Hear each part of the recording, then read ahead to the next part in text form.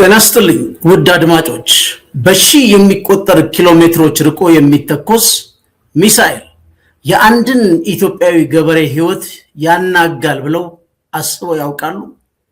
በመካከለኛው ምስራቅ በአሜሪካና በእስራኤል ጥቃት ሳቢያ የፈነዳው ጦርነት ዛሬ የኢትዮጵያን የጓዳ በር እያንኳኳ ነው። ጦርነቱ የባሩድ ብቻ አይደለም፣ የረሃብም ጭምር ነው።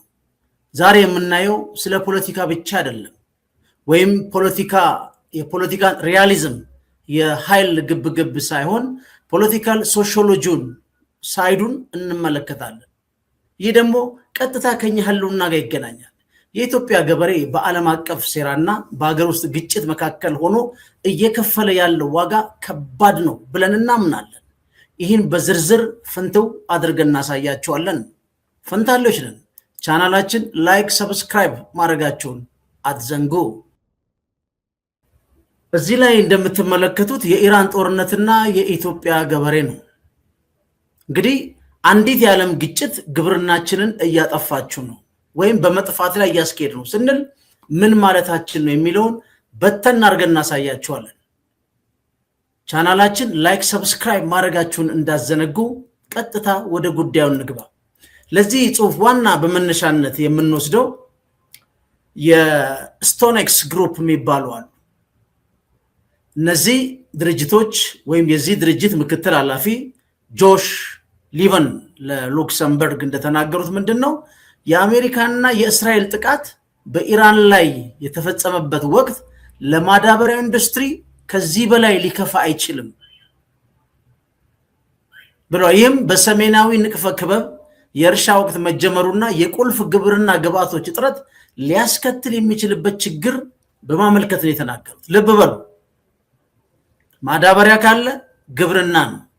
እስካሁን ባለን ዳታ በኢትዮጵያ ውስጥ የሚነገረው 85% ገበሬው ወይም ፔዛንት የምንለው ምንም ሳንቲም የሌለው አምራቻችን ነው ያለው።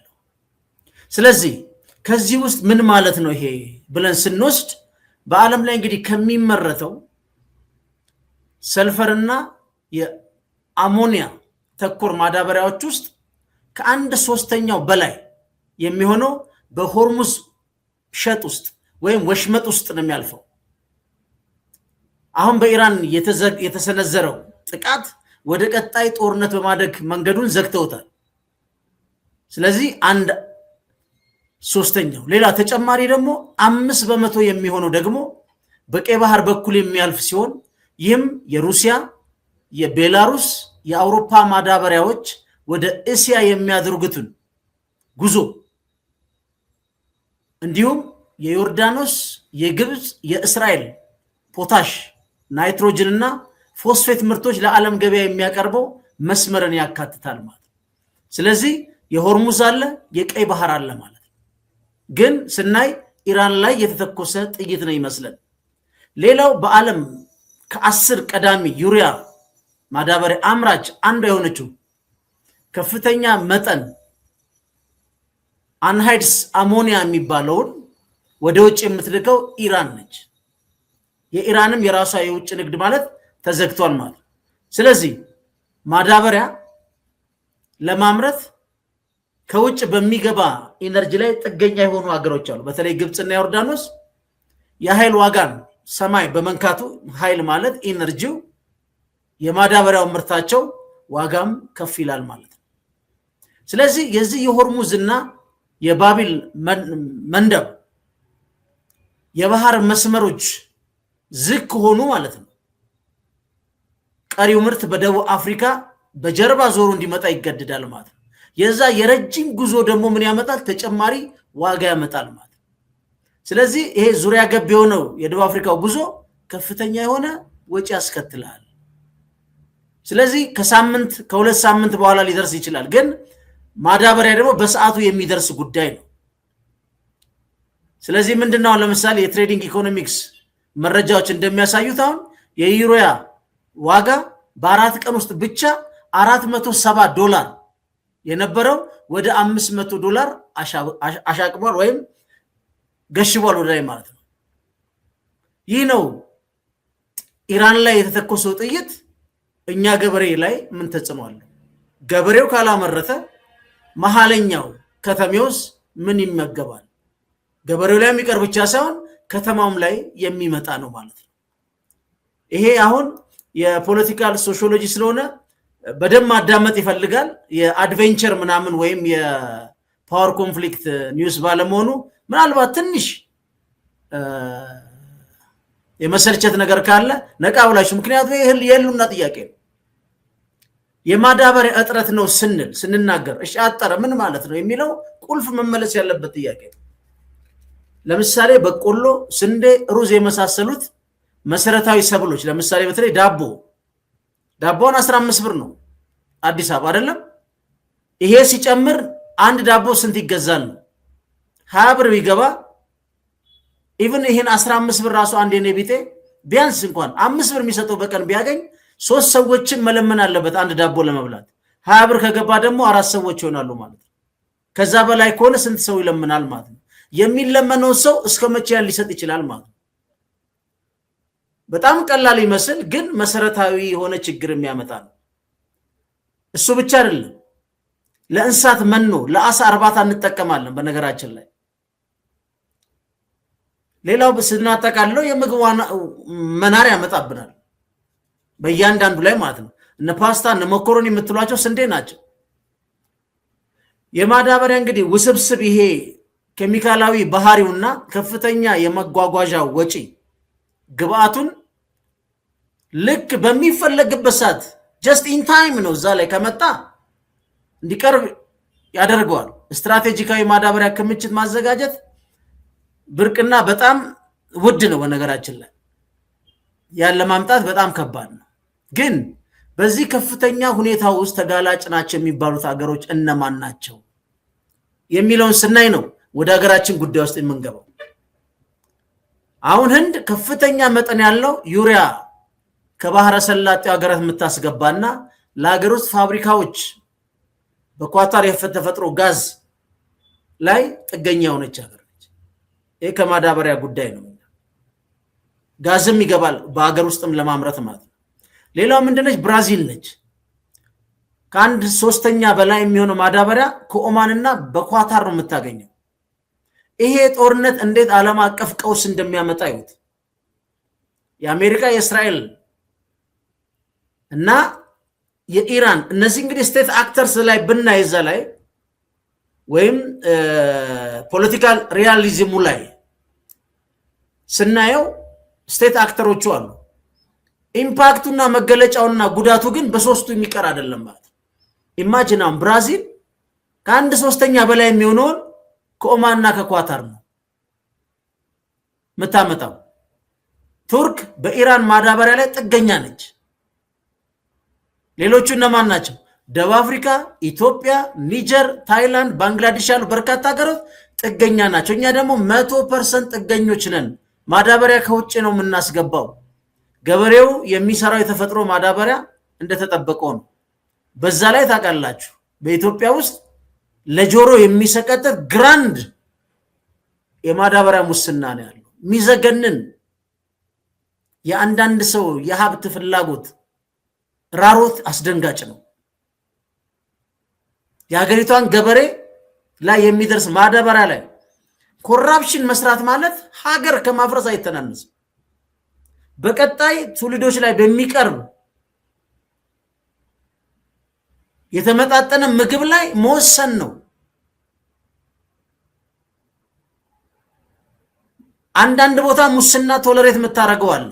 85% ገበሬ ባለበት አገር መወሰን ማለት ሌላ ጉዳይ። አሁን እዚህ ጋር ላሳያችሁና ብንመለከተው ለምሳሌ ይሄን ላምጣላችሁ ተመልከቱት። ይሄ ነው አሁን እዚህ ጋር ከፍ ላድርግላችሁና በዚህ የሚያልፈው ነው። ሆርሙዝ አስቧት። እቺ እንደዚህ የዞረች ነች። በጣም ትንሽ ኪሎ ሜትር ነች። በዚህ መሃል ነው የአረብ ባህር ገመሬት አለ፣ የተባበሩት ኤሚሬቶች፣ ኦማን፣ ከዚህ ጋር ኢራን ፈርሻዋለች። ተመልከቱት እንዴት የዋጋ የማዳበሪያው እየጨመረ እንደመጣ ማለት ነው። አሁን ከዚህ በላይ ነው እያሻቀበ የሚሄደው ማለት ነው። ይሄን መዝጋት ኢምፕሊኬሽኑ የስቴት አክተሮች ብቻ ሳይሆን ኢንዲቪጁዋል ሃውስሆልድ በእያንዳንዳችን ቤት መንደር ውስጥ የምንገባው ዳቦ ላይ ቀጥተኛ ግንኙነት አለ። ነገ ድንገት ዳቦ ቤት ስትሄድ እኔ ያለሁበት አካባቢ 15 ብር ነው፣ 20 ብር 25 ብር ሊል ይችላል። ለዚህ ነው ቀድመን የፖለቲካል ሶሺዮሎጂ ኢፌክቶችን ማየት እንደ መንግስትም እንደ ህዝብ ያው ዝግጅት የሚያስፈልጋቸው ነገሮች ናቸው። እናምጣ እዚህ ጋር አሁን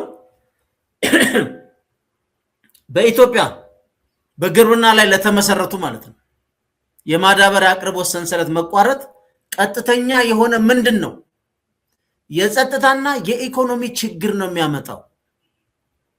መራብ በራሱ ጸጥታን ያደፈርሳል። ስለዚህ ኢራን ላይ የተተኮሰችው ጥይት ኢትዮጵያ ውስጥ ስትደርስ ምንድነው የምትሆነው የሚለው ነው እያየን ያለነው። ስለዚህ ማዳበሪያ ሰንሰለት አቅርቦት ፈርቲላይዘር ሰፕላይ ቼኑን ዝርዝር መረጃዎችን እንመልከት። ለምሳሌ የምርቱ ሂደትና የጥገኝነት ደረጃው ምንድነው? አብዛኛው ማዳበሪያ የሚመረተው በተወሰኑ ሀገሮች ብቻ ነው በዓለም ላይ። ግን ጥገኝነቱስ ምን ይመስላል የሚለውን እንመልከት። እዚህ ጋር አሁን ናይትሮጅን ተኮር ማዳበሪያዎች አሉ፣ ዩሪያ በጣም የሚመረትባቸው። እነዚህን ለማምረት አሁን ከፍተኛ የተፈጥሮ ጋዝ ያስፈልጋል። በዚህ የተካኑት እነማን ናቸው? ሩሲያ፣ ኳታር፣ ኢራን እና አሜሪካ በዚህ ረገድ ግንባር ቀደም ናቸው። ከነዚህ ውስጥ ለምሳሌ ኳታርና ኢራን አሁን በዚህ ታንቀው ተይዘዋል።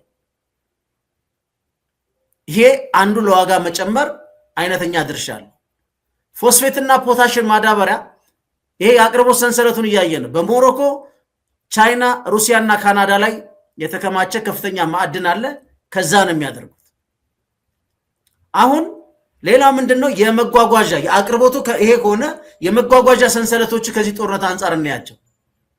ምክንያቱም ማዳበሪያ በተፈለገ ጊዜ ነው እንጂ የምታገኘው እርሻው ጊዜው ካለፈ በኋላ ብታመጣ ማዳበሪያ ምንም ነው አትበላው። ስለዚህ የጊዜ ገደብ አለው። ገበሬው ማዳበሪያውን የሚፈልገው በዘር ወቅት ነው። በዚህ ወቅት ካልደረሰ ምርቱ በከፍተኛ ሁኔታ ነው የሚቀንሰው። አሁን ባየነው የጦርነት ሂደት ላይ መስተጓጎል እንደሚፈጠር አሁንም ተፈጥሯል። ምንም ጥያቄ የለው። አሁን የባህር መስመሮችን እንመልከት። ሁለት ናቸው። ሆርሙዝ አለ፣ ቅድም ያንም ያህል እንግዲህ የሚያልፍበት ቀይ ባህር ደግሞ አለ። የነዚህ መዘጋት በጣም በሺ ኪሎ ሜትሮች በሌላ አማራጭ ሰዎች ዞሮ እንዲያቀርቡ ነው የሚያደርጋቸው። ያ ደግሞ የዋጋ ንረት ያመጣል። በዓለም ከፍተኛ ንግድ እንቅስቃሴ ከሚዘወተርባቸው እነዚህ ናቸው ዋናዎቹ። የአቅርቦት ሰንሰለቱ የመጓጓዣ ተግዳሮቶቹ ይሄ ከሆነ በኢትዮጵያ ላይ ያለው ቀጥተኛ ተጽዕኖ ምንድነው የሚለው እንመልከት። ዋናው ፎከሳችን እሱ ነው። የዚህ ሁሉ ምንጭ ደግሞ ኢራን ላይ ተተኮሰችው አንዷ ሚሳኤል ነች። ስለዚህ ኢትዮጵያ ማዳበሪያ ሁሉንም ከውጭ ነው የምታስገባው። ይህ ማለትን ማለት ነው የውጭ ምንዛሪ እጥረት አገሪቷ ውስጥ አለ። ስለዚህ የማዳበሪያ እጥረት በመጣ ቁጥርና ዋጋ በጨመረ ቁጥር ኢትዮጵያ ከፍተኛ የሆነ የውጭ ምንዛሪ ክምችት የግድ ያስፈልጋታል። ይሄ እንግዲህ ቀደም ብሎ ሊሰራበት የሚገባ ኢመርጀንሲ የሆነ ፕላን ሊቀመጥለት የሚገባ ነው። ምክንያታችን ፎከሳችን ገበሬው ነው። 85% ገበሬው ነው። የከተማ እህል አቅራቢው ገበሬው ነው። ስለዚህ ይሄ ደግሞ በከፍተኛ ዋጋ ሲገባ ግዢው ምን ያመጣል? ቀጥሎ የምግብ ዋጋ ግሽበት ያመጣል። የማዳበሪያ ዋጋ ሲጨምር ገበሬው ምርቱን ምንድነው በሚወደድ ዋጋ ለመሸጥ ይገደዳል። ያስ ምን ይሆናል? ያ ደግሞ በከተማው ነዋሪ ላይ ቀጥታ የኑሮ ውድነት ያመጣል። ቁጭ ብለን ስናይ ኢራን ላይ የተተኮሰው ግን ሀገርን እስከሚበጠብጥ ድረስ በእያንዳንዱ ሀገር እንደዚህ አይነት ተጽዕኖች አሏቸው ማለት ነው። ለምሳሌ ምን አይነት እርምጃዎች ነው መውሰድ ያለብን ከዚህ ጉዳይ ላይ እንዴት ነው ይሄን ጦርነት ለሚለው አንደኛ ስትራቴጂካዊ ክምችት ያስፈልጋል ነው። ቀድሞ ለገበሬው ገዝቶ የማስገባት የማከማቸት ጥያቄዎች ያመጣል። ሌላው የአፈር ካርታ ዝግጅት አስፈላጊ መሬቱን የሚፈልገውን የማዳበሪያ አይነት ብቻ መጠቀም ማዳበሪያ ተገኘ ተብሎ በየቦታው አለማድረግ እንደ መፍትሄ ሊወሰድ ይችላል። ስትራቴጂክ ካሊ ደግሞ ካየ ነው ማዳበሪያን አገር ውስጥ የማምረት ጉዳይ ነው። ማዳበሪያን የመገንባት ጉዳይ ነው። የተፈጥሮ ጋዝ አገሪቷ ውስጥ ያለውን በተገቢና በፈጣን ሁኔታ አውጥቶ የመጠቀም ጉዳይ ይሄ ደግሞ ስትራቴጂክ የሆነ ምላሽ የሚፈልግ ጉዳይ ነው። በዚህ ጉዳዮች ላይ እንግዲህ በማስ ሚዲያዎች በስፋት በመንግስት መገናኛ ብዙሃኖች እንሰማለን እንደዚህ አይነት መንግስት ትኩረት እንዳለው ካለውም በጣም የተፋጠነና በተሻለ ጊዜና ሰዓት ማቅረቡ ደግሞ የበለጠ ይሆናል ማለት ነው። ይሄ ከሆነ የኢትዮጵያ የማዳበሪያ ግዢ ሂደት ወይም አሁን ስላለው የዓለም አቀፍ ማዳበሪያ ወቅታዊ ደረጃና ወይም የፕራይስ ኢንዴክሱን ስንመለከት ምን ያሳየናል የሚለው መመልከት ጥሩ ነው። ምክንያቱም ቀድመን ለመዘጋጀት ነው። እዚህ ጋር ማወቂያ የዓለም አቀፋውን ማዳበሪያ ወቅታዊ ሁኔታ አሁን በዚህ መጋቢት 26 ስንት ነው? በመካከለኛው ምስራቅ በተለይ በኢራን ዙሪያ ያለውን ውጥረትና በዓለም አቀፍ የማዳበሪያ ዋጋ ላይ ፈጣን ለውጦች እየመጡ ይገኛሉ። ለምሳሌ ዩሪያን እንውሰደው። በቅርብ ቀን ውስጥ ብቻ ዋጋው ከ13 በመቶ በላይ ጭማሪ አሳይቷል። ግብፅ ዋና አምራች ነች። የዩሪያ ዋጋ በአንድ ቀን እንግዲህ ግጭቱ ክላሽ ባረገ ጊዜ በአንድ ቶን 485 የነበረው 550 ላይ አሻቅቧል ማለት ነው። አሁን የዋጋው መውጣት መውረድ ይኖራል። አሁን የዓለም ባንክ ደግሞ መረጃ ምን ያሳያል? የማዳበሪያ ዋጋ ኢንዴክስ በጥር 26 ማለት ነው 136 ከ0 ሳንቲም ደርሷል። ይህ ካለፈው ዋጋ ሲነጻጸር ባለፈው ዓመት 9.5 በመቶ እድገት ያሳያል ማለት። ለዚህ መንስኤዎቹ አሁን ባለው ተጨባጭ ለዚህኛው ለውጥ በሆርሙዝ ወሽመጡ ላይ በኩል የሚደረግ የንግድ ልውውጥ መስተጓጎልና የተፈጥሮ ጋዝ ዋጋ መናር ነው። ስለዚህ የኢራኗ ጥይት በየሰፈሩ ነው ያለችው። የኢትዮጵያን የማዳበሪያ ግዢ ሂደትና ወቅታዊ ሁኔታ ከዚህ ጋር ስናነጻጽረው ለምሳሌ በ2025-26 የምርት ዘመን የሚያስፈልግ ማዳበሪያ ለማቅረብ ከፍተኛ ጥረት እያደረገ እንደሆነ መንግስት ይናገራል። በዚህ ሂደት ላይ እጅግ ዘግናኝ ሙሰኞች እስር ቤት እንዳሉ እናውቃለን። የፍርድ ሂደት ቢሆንም ማስተጓጎሉ ራሱ በጣም ነውር ነው።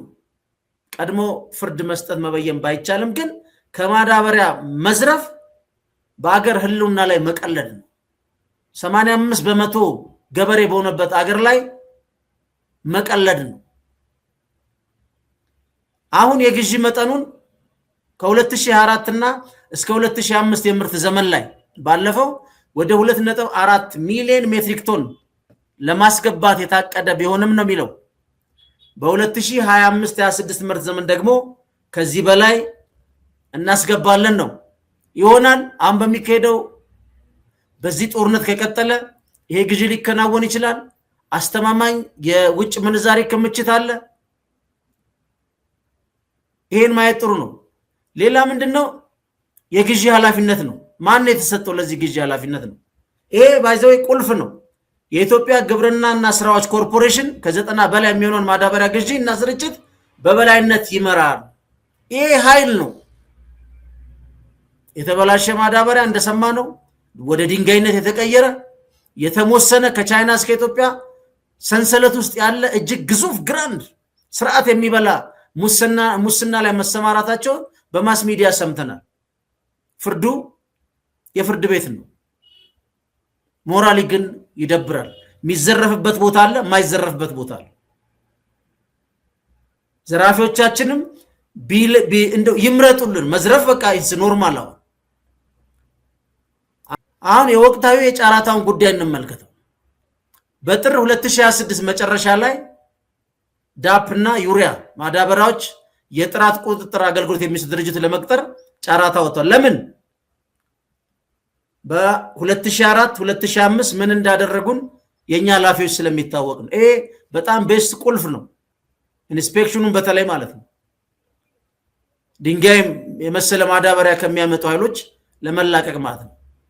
በየካቲትና መጋቢት እንግዲህ 2026 ደግሞ ለተለያዩ ኬሚካሎች ማዳበሪያ ብቻ አይደለም እንግዲህ እርሻውን የሚያበላሹ ነፍሳት አሉ። ለነሱ የኬሚካል ፈሳሽ ማዳበሪያዎችም ግዢ ጨራታ በሂደት ላይ ይገኛል ነው። ዋና አቅራቢዎቹ ማን ነው? ሞሮኮ ለፎስፌት እና ዳፕ እንዲሁም ቻይና ዋነኛ አጋሮች ሲሆኑ ዩሪያ ደግሞ በአብዛኛው ከባህረ ሰላጤው ሀገር ይገባል። ስለዚህ አሁንም ስቲል ክፍተት አለ። እዚህ ላይ ማንሳት ያለብን በገበሬዎቻችን ላይ ያሉ ተግዳሮቶችና የወደፊት ተስፋዎች ምንድናቸው የሚለውን በጥንቃቄ ማየት ይፈልጋል። አሁን ገበሬዎቻችን ላይ ወይ ለገበሬዎቻችን እንዴት ነው የምናግዛቸው? ለምሳሌ የዋጋ ንረትን በተመለከተ በዓለም አቀፍ ገበያ በዩሪያ ዋጋ በአንድ ቶን ላይ $488 የዳፕ ዋጋ ደግሞ 770 መጠጋቱን ከፍተኛ ወጪ ነው ከአምናው ጋር ስትመለከቱት። ሌላው የሎጂስቲክ መዘግየት ነው። ቀጥታ በሚመጡት ሩት ላይ መጡ ይችላሉ። ሆርሙዝና ቀይ ባህር መተላለፊያቸው ከተዘጉ በደቡብ አፍሪካ ነው የሚዞሩት። ይሄን ሁሉ ተጨማሪ በገበሬዎቻችን ላይ ነው። መጨረሻ ላይ ኢንዱዘሩ ገበሬው ነው። ከዛስ ማን ነው? ኢንዱዘሩ ተጠቃሚው ነው። በእነዚህ ሁለት መካከል ላይ ያለውን ጫና መንግስት ለማስተንፈስ ሊያግዛቸው ይገባል። አሁን ባለን የማክሮ ኢኮኖሚ ፖሊሲ የና አይኤምኤፍ እና በተለይ አይኤምኤፍ ሰብሲዲ የማይበረታታና ማርኮ ሩቢዮ በጣም እኮ ሙኒክ ላይ ያደረገው ንግግር ላይ እኛ የዓለም ስርዓት ብለን የኛን ኢንዱስትሪዎች ስናመክን ሌሎች ሀገሮች ግን ለኢንዱስትሪዎቻቸው ሰብሲዲ ሁሉ እየሰጡ የአቅርቦት ሰንሰለቱን ሁሉ ከእጃችን ወስዷል ይላል። ቻይና ነች ዋናው። ስለዚህ አሁን ያለው የአሜሪካን ፖሊሲ በራሱ በየትኛውም መልኩ ሰብሲዲ አይፈቅድም። ግን መንግስት እንደ ፖሊሲ ሰብሲዲን መፍቀድ ያለበት የገበሬ ጉዳይ የሀገር የህልውና ጉዳይ ነው። ገበሬ ከሌለ አቅርቦት የለም።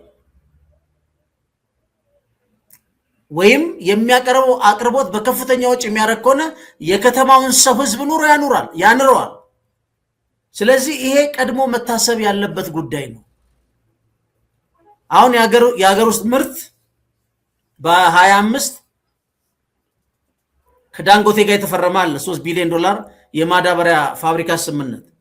ይሄ አሁን ስትራቴጂካሊ ምላሽ ይሰጣል። የተወሰኑ አመት ይፈጃል። አሁን ያልተጠበቀ ዓለም አቀፍ ጦርነት መጥቷል። እዛም ላይ ያለ ዋጋው ኑሯል። መንግስት ደግሞ ሰብሲዲ አነሳለሁ እያለ ነው። ፋይናሊ ቅድምም ብለናል፣ እንደዚህ አይነት ችግሮች የኢኮኖሚ ብቻ ሳይሆን የጸጥታም ችግሮች ያመጣሉ። የፖሊሲ ሪቪዥን ወይም ታክቲካል የሆኑ ችግሮች ለማለፍ የግድ ዝግጅት ማይደረግ ከሆነ በተለይ ይሄ ጦርነት እየቀጠለ ከሄደ የኢኮኖሚው ችግር ወደ ጸጥታ ችግር የማይለወጥበት ምንም ምድራዊ ምክንያት አይኖር። ለዚህ ነው የኢራኗ ጥይት በየቤታችን ሃውስሆልድ ቢያንስ ጠዋት ለልጆቻችን የምናቀርበው ዳቦ ላይ የኢራን ላይ የነደዱት መርከቦች፣ የወደሙት ህንፃዎች፣ የተዘጉት መተላለፊያዎች ከኛ ጋር ቀጥተኛ ግንኙነት አላቸው የምንለው ለዛ ነው። ከዚህ ቀጥሎ በተጨባጭ መሬት ላይ ያለውን ደግሞ እንመልከት። ይህን ጉዳይ ለምሳሌ በኦሮሚያ ክልል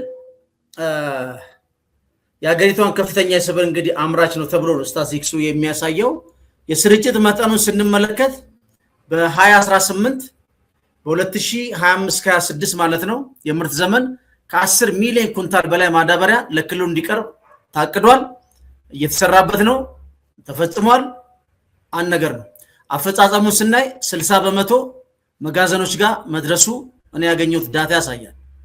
ይሁን እንጂ ይላል ወደ ቀበሌዎች ገበሬ ማህበሮች በማጓዝ ረገድ ምን አለ?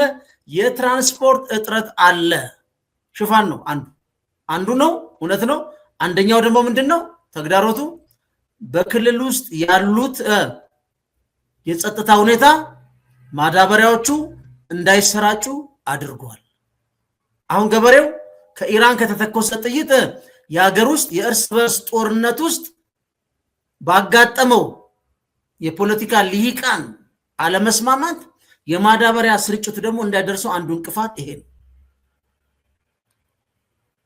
አማራ ክልል ስንመጣ የጸጥታ ሁኔታ በዋናነት ዳታዎች እንደሚያሳዩት የማዳበሪያ ስርጭቱን ተጽዕኖ ፈጥሮበታል።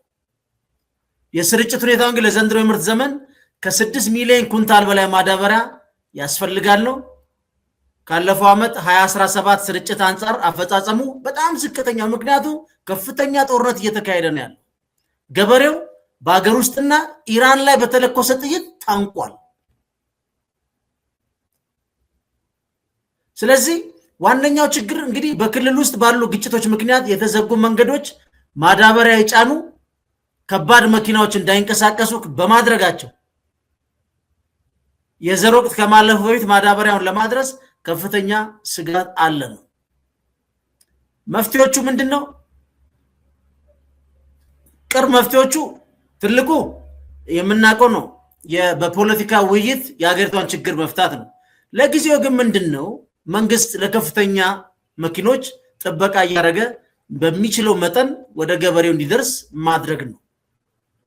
እዚህ ጋር ስንመጣ የደቡብ ኢትዮጵያንም ብናየው አፈጻጸሙ በተለይ ለበልግ እርሻ ቀዳሚ የሚሆን ሁኔታዎች ላይ ወላይታ፣ ጋሞ፣ ጉራጌ አካባቢ ማዳበሪያ በአብዛኛው አግኝቷል ነው።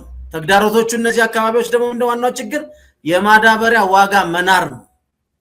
ገበሬዎቹ የባንክ ብድር ለማግኘት መቸገራቸውና የማዳበሪያ ዋጋ ከገቢያቸው በላይ መሆኑን ምርታማነት ጨምሯል። ደቡብ ላይ ሰምታችኋል። ገበሬው ባረሰው አንድ ባወጣው ወጪ በተጠቀመው ማዳበሪያ መጠን ሸጦ ማግኘት አልቻለም የሚል ከፍተኛ ችግሮች እንደነበሩ የምናውቀው ነው። ስለዚህ በአገር አቀፍ ደረጃ የታዩት ዋና ጉዳዮች እነዚህ ናቸው። ዋጋ ጭማሪ አንዱ ኮንትሮባንድ ነው፣ አንዱ ደግሞ የዲጂታል ስርጭት ነው። እያጠቃለለው ነው። በአገር አቀፍ ደረጃ እንግዲህ የታዩት ምንድናቸው? ዋጋ ጭማሪ፣ ኮንትሮባንድ እና ዲጂታል ስርጭት አንዱ ናቸው። እንግዲህ እነዚህ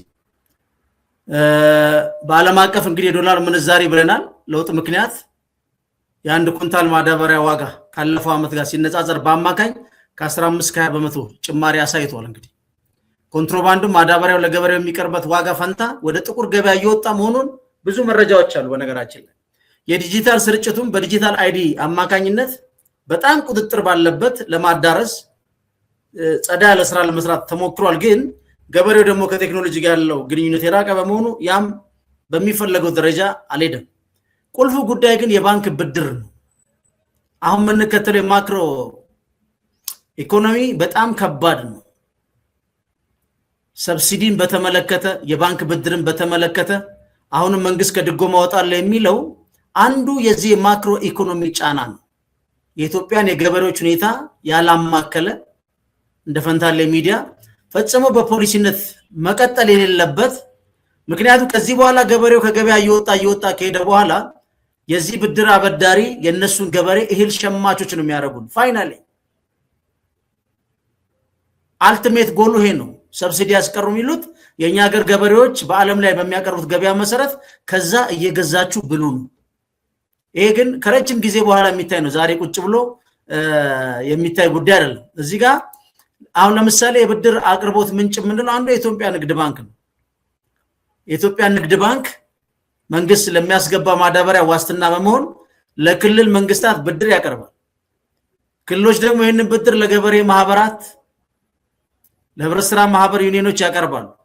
በአንዳንድ ቦከር ደግሞ ጥቃቅንና አነስተኛ የፋይናንስ ተቋማት እንደ ኦሮሚያ ብድርና ቁጠባ፣ አዲስ አማራ የመሳሰሉ ይሄን ሰርቪስ ይሰጣሉ። ግን ትልቁ ጥያቄ አሁን መንግስት በአዲሱ ማክሮ ኢኮኖሚ ላይ ያመጣቸው በ2026 የወለድ መጠን መጨመር ነው።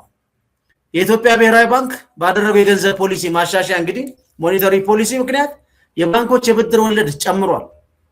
ይህም ገበሬው የሚወስደውን ብድር ላይ ተጨማሪ ጫና ፈጥሯል። የመመለስ አቅምን ማነስም አለ።